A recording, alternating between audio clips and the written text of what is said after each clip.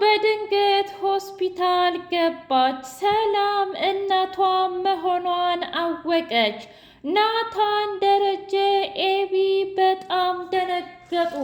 ወይዘሮ ማርታ በጸጸት ተቃጠለች። ናታን እና ደረጀ ምነው እስከዛሬ ነግረናት በነበረ ይህ ሁሉ ስቃይና መከራ አይደርስብንም ነበረ።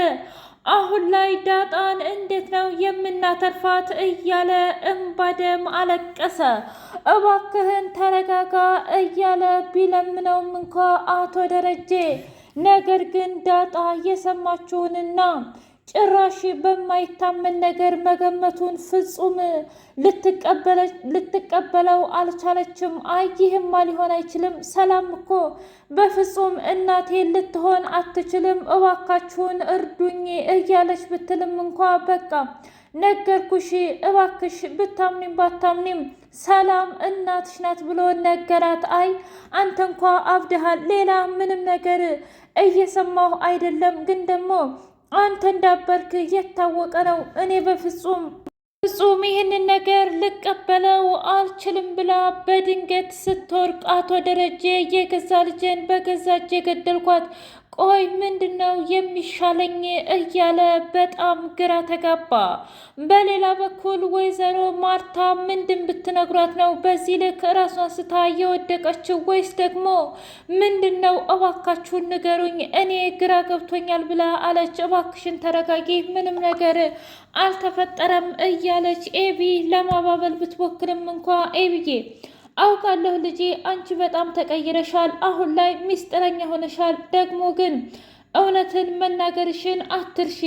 ቆይ ምንድነው የተፈጠረ ነገር ያለው? እዚህ ቤትስ ምንድነው እየተካሄደ ያለው? ይህንን ነገር ልትነግሪኝ ትችያለሽ ወይ ብላ አለች። አይ ምንም ነገር የለም እባክሽን እማዬ።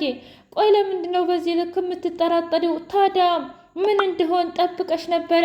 ካልተጠራጠርኩኝ እኮ ሁላችሁም ድብቅ ናችሁ የምታወሩት የምታደርጉት። የእውነቴን ነው ምልሽ፣ በጣም መሮኛል።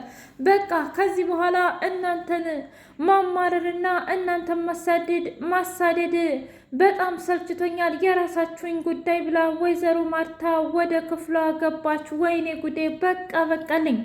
ገዛኸኝና ለዛ ፍቅር እየተጫወቱ ይገኛሉ።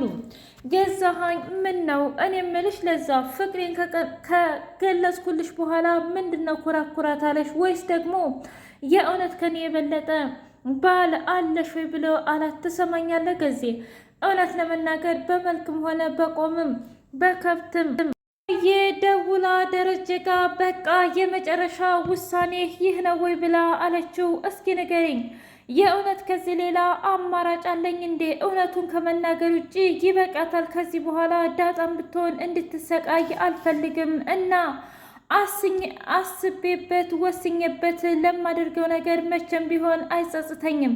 ይልቁንስ ወደ አንቺ ጋር ስትመጣ በተረጋጋ መንፈስ እንደ እናትና እንደ ልጅ ቁጭ ብላችሁ ማውራት አለባችሁ ብሎ አላት። አያንተ ባትለኝስ ለምን ብዬ እናገራታለሁኝ? ብትስተፋብኝም ሆነ እንደፈለገች ብትናገርብኝም ብትፈርድብኝም እንኳ ምንም አይነት ንግግር አልናገርም እና አመሰግናለሁ ብላ አለችው። እኔ እንድታመሰግኝኝ አልፈልግም። ምንም እንኳ ዳጣ ስህተቴ ብትሆንም ነገር ግን ለእኔ ትልቅ በረከቴና ትልቅ ትምህርት ያስተማረችኝ እሷ ነች እና ምንም ችግር የለውም ብሎ አላት። እኔ ምልሽ ማርታ ምን አይነት ስጦታ እንድትገዥላት ነው የላክሽው ብሎ አላት። አረ ምንም እናትነትን የሚያስታውስ እንኳ አይደለም፣ ማለቴ ትንሽና ቀለል ያለ ነገር ነው ብላ አለችው። እንደዛ ከሆነ ጥሩ፣ ለማንኛውም አሳቻ ቦታ አግኝቼና ያው አላደለ አዋዝቼ ጠርጥራ ከጠረጠረች ነው ሁሉንም ነገር ድብልቅልቁን የማወጣው እነግራታለሁኝ ብሎ አለም። ለዛና ገዛኸኝ ታታን መጥቶ እኔ ምላችሁ ለምንድን ነው ውድና የተከበራችሁ የህያ ቤቴ ቤተሰቦች እንዴት ናችሁልኝ? ሁሉ ሰላም፣ ሁሉ መልካም። ምን እግዚአብሔር የተመሰገነ ይሁን። ሰላም ነኝ፣ ደህና ነኝ። ለዚህ ቻናል አዲስ የሆናችሁ ሰብስክራይብ እያደረጋችሁ ቤተሰብ የሆኑ ነበር ቤተሰቦቼ ስለምትከታተሉኝ እጅጉን አድርጌ አመሰግናለሁ። እጅግ አስተማሪውና አጓጊው ዳጣ ድራማ እንደቀጠለ ይገኛል። ለሀፒ በርስቴው ዝግጅቱን እያዘጋጁ ባሉበት ሰዓት ሰላምዬ አንድ ጥያቄ ለዳጣ ደውላ ጠየቀቻት። እኔ ምልሽ ምን አይነት ስሜት እየተሰማሽ ነው ብላ ስትል አላውቅም፣ ዛሬ ግን ደረጀ የሆነ ሰርፕራይዝ አለሽ ብሎኝ በጣም ጓጉቻለሁ ብላ አለች። ምናልባትም እኮ ስለ እናትሽ ሊነግርሽ ይሆናል። ስለዚህ ምንም የሚያስቸኩልና የሚያስፈራ ነገር የለም፣ እባክሽ ዳጣ ተረጋጊ ብላ ስትል ምን ነው አንቺ ለምንድን ነው በዚህ ልክ የተጨነቅሽው? ሰላም እኔ እንኳ እዛው ቦታው ላይ ስላለሁኝ ብቻ ነው። አንቺ ግን ምን ተሰምቶሽ ነው በዚህ ሌሊት የደወልሽው? ለማንኛውም ልተኛ ነው። ልጁ ደህና ነው ወይ ብላ ስትላት በጣም ደህና ነው፣ ያው ማለቴ የትም ባይሄድም እንኳ ባንቺ ወጥቷል ይመስለኛል። ያኔ የነፍሰ ጡር ሲሆን እንዳንቺ አይነት ሴት ልጅ አልሜ ሊሆን ይችላል፣ ያው ወንድ ሆነ እንጂ ብላ ቀለደችባት። አይ ሰላምዬ አንቺ ቀልጂ፣ ለማንኛውም እኔ ደስታዬን ለማየት እየጓጓህኝ ነው ብላ ስትል አታስቢ፣ ሁሉንም ነገር ታያለሽ ብላ አለቻት። ማርታ ናታንን መስቀለኛ ጥያቄ ጠየቀችው። እስኪ ንገረኝ ኤቢ ተቀይራለች ወይ አልተቀየረችም ወይ ብላ ስትለው እንዴ በደንብ ተቀይራለች እንጂ እውነት ለመናገር ያው ጸባይ ሲስተካከል እኮ መልክን ያወጣል እና ኤቢ ደግሞ ብታይ በጣም እያጓጓችና ቆንጆ እየሆነች እየሄደች ነው ብላ አለችው። እንዴ እውነት ለመናገር ልክ ነሽ፣ ማለቴ ከበፊቱ እየተቀየረች ይመስላል። ግን ደግሞ ኤቢ እኮ ስለ ቁንጅና ካወራን ያው ማለቴ ከድሮውም በጣም ቆንጆ ናት ብሎ አላት። ይልቁንስ ጥያቄን መልስልኝ፣ ትወዳታለህ ወይስ ደግሞ አትወዳትም ብላ አለችው።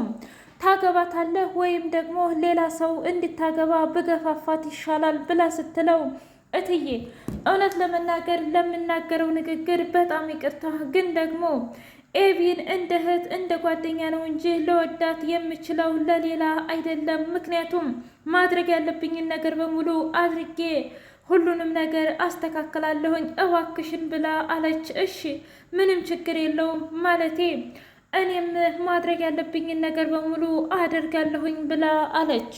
ውሃ እንፋፊት ውስጥ ወይም ደግሞ ሀፒ በርስቱ መንፊያ ውስጥ ለዛና ምጥን ወይ ጉድ! ያቻ ክስትየዋ ብትኖር እውነት ለመናገር እዚህ ፊኛ ውስጥ ሚጥሚጣ አድርጌ ነበር የምሰጣት ስጦታ ብላ አለች። ምን?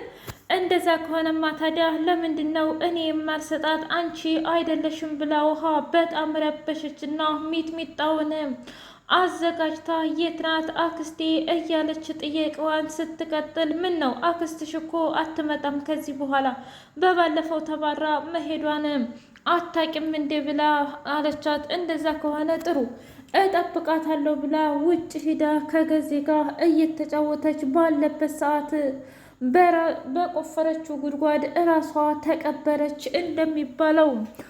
ንፋፊቱን ስታፈነዳው አይኗ ስር ብር ብሎ ገብቶ መከራዋንና ስቃዋን አበዛላት።